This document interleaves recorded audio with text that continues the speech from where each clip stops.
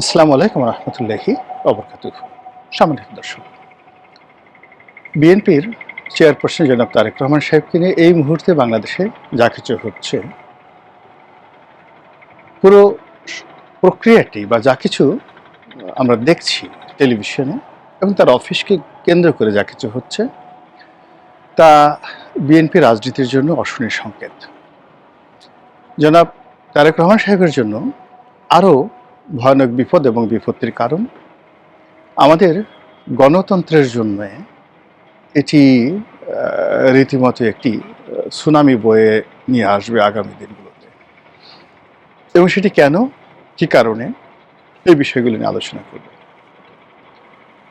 আপনারা লক্ষ্য করেছেন যে তারেক রহমান সাহেবের আগমন উপলক্ষে যে সংবর্ধনার আয়োজন করা হয়েছিল, এটি ছিল স্বাভাবিক, স্বতঃস্ফূর্ত এবং কাঙ্ক্ষিত। মানুষ আসবে, তাদের নেতাকে বরণ করে নেবেন, নেতা আবেগ আপ্লুত হবেন, মানে যা কিছু এক্সপেক্টেড ছিল প্রায় সব কিছুই ঘটেছে এবং এটা নিয়ে আমরা কেউ কোনো টুশব্দ করিনি। দ্বিতীয়ত হলো যে তার আগমনের পরে তার জন্মদাত্রী গর্ভধারিণী মায়ের মৃত্যু হয় এবং সেই মৃত্যু উপলক্ষকে বা সেই মৃত্যুকে কেন্দ্র করে যে শোক প্রকাশ, এটাও খুব স্বাভাবিক ছিল। আর সেখানে যে জানাজা হয়েছে, সে জানাজা যে উপস্থিতি, এটা হওয়া উচিত ছিল এই কারণে যে বেগম জিয়া তার জীবনের যে স্বর্ণালী সময়, তিনি রাজনীতির জন্য তিনি সেটি আত্মত্যাগ করেছেন এবং এই রাজনীতির জন্য তিনি তার পরিবার, সুখ, শান্তি সব কিছু হারিয়েছেন।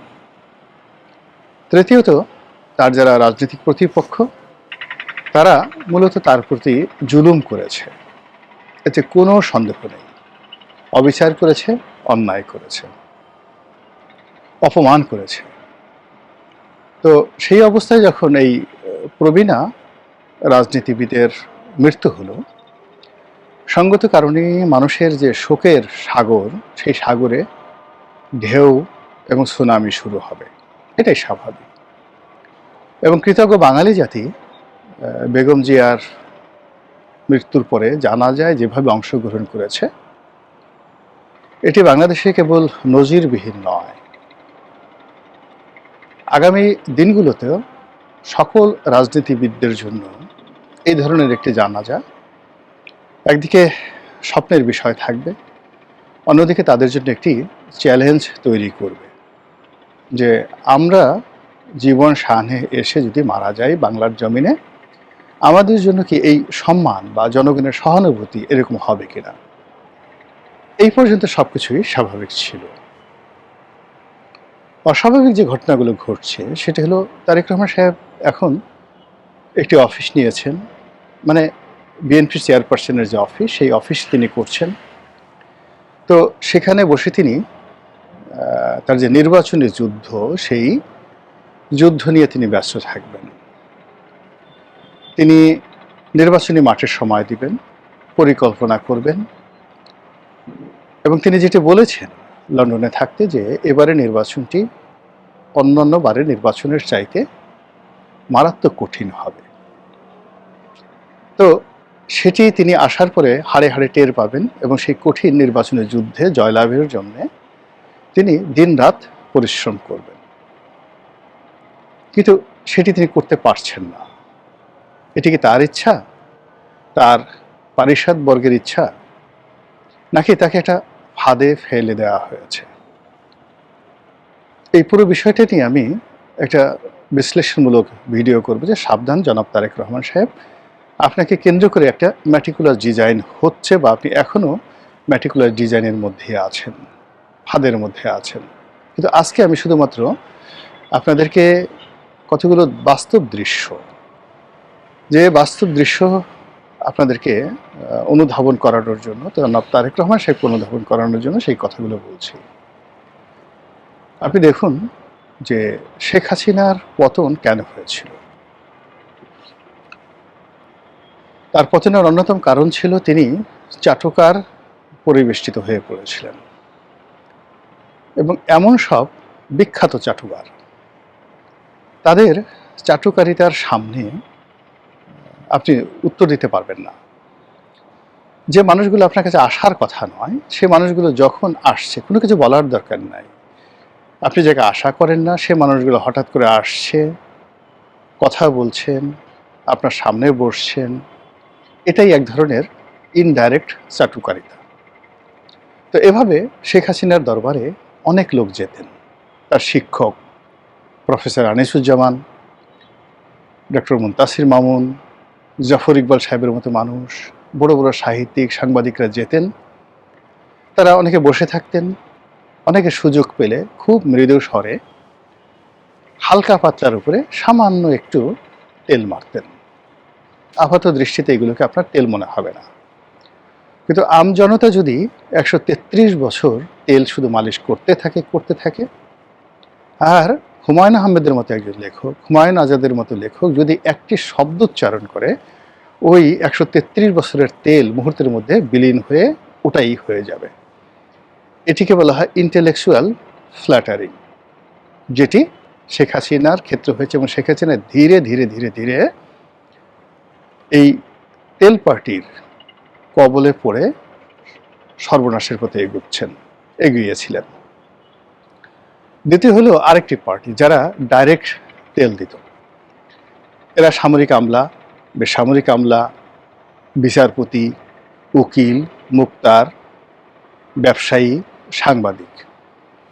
এবং এটা এত সিস্টেমেটিক ওয়েতে করা হতো। কখনো পিঠে পায়েসের আয়োজন হতো, কখনো নাচ গানের আয়োজন হতো, কখনো সংবাদ সম্মেলন হতো, কখনো কোনো ত্রাণ প্রদানের, যাকে বলা হয়, আয়োজন করা হতো। ত্রাণ প্রদানের উৎসবের আয়োজন করা হতো। দলে দলে ব্যাংকের মালিকরা যেত। তারপরে কখনো কখনো শেখ হাসিনার মন খারাপ থাকতো, তার যারা দালাল চাটুকার তারা জানতেন তার মন খারাপ, সান্ত্বনা দেওয়ার জন্য তার কাছে যেতেন। কখনো তাকে উৎসাহিত করার জন্য, প্রমোট করার জন্য যেতেন, কখনো তার সফর সঙ্গী হতেন। মানে ইত্যাদি কাজকর্ম করে ১৫টি বছর ধরে এই ভদ্র মহিলাটিকে তার স্বাভাবিক চিন্তা চেতনা করার যে ক্ষমতা, নিজেকে অনুধাবন করার, নিজেকে ওজন করার যে ক্ষমতা, এই ক্ষমতাগুলো শুষে নেওয়া হয়েছিল। ক্যান্সার যেভাবে শরীরের কোষগুলো ধ্বংস করে ফেলে, ঠিক সেইভাবে তার সঙ্গে এই আচরণগুলো করা হয়েছিল। এই গেল একটা বিষয়। দ্বিতীয় যে বিষয়টি, সেটি হলো তার মনে খুব সুকৌশলে প্রতিহিংসা জাগ্রত করে দেওয়া হয়েছিল, আর তাকে সুপ্রিয়ার বানিয়ে দেওয়া হয়েছিল যে আপনি সুপার লেডি, আপনি যা ভাবেন তা ইউনিক, আপনি যা বলেন তা তুলনাহীন, আপনি যা করেন তা পৃথিবীর কেউ করতে পারে না। আশেপাশের লোকগুলো এই ডাইমেনশনে ধীরে ধীরে ধীরে ধীরে তাকে এমন একটা জায়গাতে নিয়ে এসেছিল যে তার আশেপাশের আপনজন যারা তাকে খুব ভালোবাসতেন, তারা অনেক দুঃখ পেতেন, অনেকে চোখের পানি ফেলতেন, অনেকে তাকে ছেড়ে নিরাপদ দূরেতে থাকতেন, অনেকে দেশ ছেড়ে পর্যন্ত চলে গিয়েছিলেন। এবং প্রায় একই অবস্থা বঙ্গবন্ধু শেখ মুজিবুর রহমানের ক্ষেত্রে হয়েছিল। এবং বঙ্গবন্ধু শেখ মুজিবুর রহমানের ক্ষেত্রে যখন এই ঘটনা ঘটেছিল, তখন একেবারে শেষ মুহূর্তে ডক্টর কামাল হোসেন ইংল্যান্ডে চলে গিয়েছিলেন। তিনি কি একটা কথা বলে ছুটি নিয়ে চলে গিয়েছিলেন ইংল্যান্ডে। আর ক্লান্তি আমায় ক্ষমা করো প্রভু, এই কথা বলে সেই বিখ্যাত সাংবাদিক সাহিত্যিক আব্দুল গাফফার চৌধুরী তিনিও লন্ডনে চলে গিয়েছিলেন যে এই তেলবাজিদের মানে মাহফিলে আমি আর থাকবো না। এখন জনাব তারেক রহমান সাহেব বাংলাদেশে আসছেন। আসার পর তার কাছে দেশের শীর্ষ ব্যবসায়ীরা যাচ্ছেন। আচ্ছা বলেন তো, এই সময় কেন শীর্ষ ব্যবসায়ীরা তার কাছে যাবেন?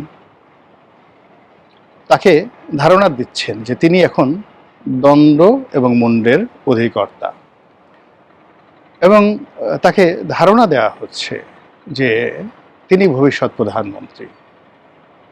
তাকে ধারণা দেওয়া হচ্ছে যে আপনি অত্যন্ত প্রভাবশালী একটা প্যারালাল গভর্নমেন্টের মালিক।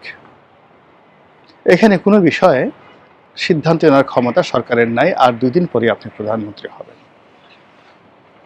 এবং যে সকল লোক আসছে ওরা দলে দলে, আমি এখানে উনারা না বলে ওরা বললাম, এদের মধ্যে সম্মান দেওয়ার মতো, মর্যাদা দেওয়ার মতো একজন সিঙ্গেল লোক নেই। এরা শুধুমাত্র টাকা আর স্বার্থ ছাড়া কিচ্ছু এদের মাথায় নেই। ধড়িবাজি, ধান্দাবাজি করা, এবং এই ধড়িবাজি ধান্দাবাজি করে পুরো শেখ হাসিনার 15টি বছরে এরা শেখ হাসিনাকে রীতিমতো ফোকলা বানিয়ে ফেলেছে। তারপর এরা আবার দল বেঁধে ডক্টর ইউনূসকে ফোকলা বানানোর জন্য চেষ্টা করেছে। ডক্টর ইউনূস অনেকগুলো ভুল করেছেন, কিন্তু এই যে জগৎ শেঠদের কবলে তিনি পড়েননি। ফলে কি হলো, তার দরবারে পাত্তা পায়নি। এই গ্রুপটাই আবার এখন জনাব তারেক রহমান সাহেবের কাছে আসছেন। এগেল এক। দ্বিতীয় যে গ্রুপটি শেখ হাসিনাকে খারাপ করেছে সেটা হলো সাংবাদিকদের একটা গ্রুপ। শেখ হাসিনার জমানাতে যারা সাংবাদিক ছিলেন তারা টেলিভিশন চ্যানেলগুলোর খুব নামকরা সাংবাদিক ছিলেন, অনেকে পত্রপত্রিকার সম্পাদক ছিলেন, খুব ভালো লিখতেন এবং তাদের অনেকে পছন্দ করতেন না, কিন্তু আপনি পছন্দ না করলেও তাদের কথা শুনতে হতো এবং তাদের লেখা পড়তে হতো, এই কোয়ালিটি ছিল। তো শেখ হাসিনার পতনের পরে এখন সাংবাদিকদের যে গ্রুপটি আছে, আমি বিশ্বাস করেন এদের কারোর লেখা কোনো পদ্য বা গদ্য আমি এখন পর্যন্ত পড়িনি। এরা শুধু নেহায়েত চাপাবাজ। এদের একমাত্র যোগ্যতা এরা বিএনপি করে, এদের দ্বিতীয় যোগ্যতা হলো এরা জামাতের এজেন্ট। এই লোকগুলো এখন পাদপীঠে আছে সব জায়গাতে। এদের মধ্যে যে 2-4 জন একেবারে ভালো লোক নেই তাকে তো বলা যাচ্ছে না, কিন্তু এই ভালো লোকগুলো এই বদমাইশদের দ্বারা তারা মানে যাকে বলা হয় নেতৃত্বের, সেই বদমাইশদের নেতৃত্বে এই ভালো লোকগুলো অনেক কিছু সহ্য করতে, কথাবার্তা বন্ধ রাখতে এবং এদের কথা মতো চলতে বাধ্য হচ্ছে। তো এই যে সাংবাদিক সমাজের প্রতিনিধি যারা মিডিয়াগুলো নিয়ন্ত্রণ করছে, কিন্তু এখন পর্যন্ত বিএনপি বা তারেক রহমান সাহেবের লাভ হবে, উপকার হবে এইরকম কোনো নিবন্ধ কোনো পত্রিকা ছাপা হয়েছে এবং মানুষজন পড়েছে এটা দেখা যায়নি। তারা আওয়ামী লীগ জমানাতে প্রেস ক্লাব, সাংবাদিক ইউনিয়ন নির্বাচন এবং রিপোর্টার্স ইউনিটিতে যতটুকু ছিল পেশাদারিত্ব, এটাকে একেবারে কুপিয়ে কুপিয়ে কুপিয়ে কুপিয়ে এটার পেশাদারিত্ব নষ্ট করে এখন এই জায়গাগুলোতে রীতিমতো দুর্গন্ধ ছড়াচ্ছে। মানুষের শরীরে যেভাবে পছন্দ ধরলে গ্যাংগ্রিন হয়ে যায়, তো এইরকম অনেক পেশাজীবী সংগঠন এই গত 6 মাসে বা গত 17 মাসে ধীরে ধীরে ধীরে ধীরে দুর্গন্ধময় হয়ে পড়েছে এবং তাদের কর্মকাণ্ডে দেশের মানুষ অতিষ্ঠ। এই লোকগুলো তারেক রহমান সাহেবের সাথে দেখা করার জন্য, তার চারিদিকে একটা বৃত্ত তৈরি করার জন্য যে লম্ফঝম্প করছে, এটা দ্বারা যদি তারেক রহমান সাহেব মোটামুটি আর দিন 15 বা মাসখানেক একটু কনভিন্স থাকেন, তাকে মাশাআল্লাহ আর কিছু করতে হবে না।